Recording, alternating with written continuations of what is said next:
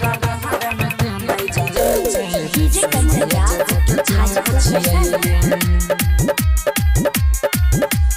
हमारे से सटल रह के छौरी हमारे से सटल रह के छौरी सिंगल पीस अकेला छियै सिंगल पीस अकेला छियै हमारा बाहर में के नहीं जाने छे हमारा बाहर में के नहीं जाने छे सुमन या जदी के चला छियै हमारा बाहर में के नहीं जाने छे सुमन या जदी के चला छियै हमारा बाहर में के नहीं जाने छे सुमन या जदी के चला छियै हमारा के नहीं जाने छे सुमन या जदी के चला छियै हमारा बाहर में के नहीं जाने छे सुमन या जदी के चला छियै सुमन भैया से कह के छौरी वीडियो नहीं बहुगे सुमन भैया रहतोगे सामने तब तोरा नचई बहुगे तब तोरा नचई बहुगे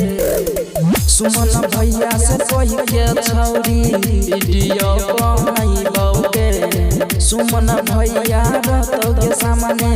तब तोरा नचई बहुगे संगीत ओकर सन छिए हमरो के जान छिए संगीत ओकर सन छिए हमरो के जान छिए संगीत ओकर सन छिए हमरो के जान छिए यह तोरा बतैले छियो यह तोरा बतैले छियो हमरे से तू प्यार करे गए सुमन या जदी के चला छियो गे हमरे से तू प्यार करे गए सुमन या जदी के चला छियै गे नहीं जाने छे सुमन या जदी के चला छियै गे हमारा डीजे कंचना सुमन या जदी के चला छियै गे नाम छियै हमर के पूछी विभीषण दीवाना के यहाँ से गाबै छियो गे सोना के पियस में गाना गे के पियस में गाना गे नाम छियो हमर के पूछी विभीषण दीवाना गे यहाँ से गाबै छियो गे सोना के पियस में गाना गे मिथिला के शान छियै हमरो के जान छियै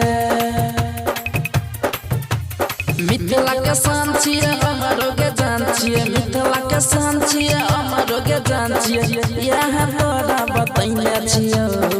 यह तोरा बतैले छियो हमरे से तू प्यार करे गए सुमन या जदी के चला छियो गे हमरे से तू प्यार करे गए सुमन या जदी के चला छियै गे KPS Recording Studio Resna Bazar Mधेपुरा।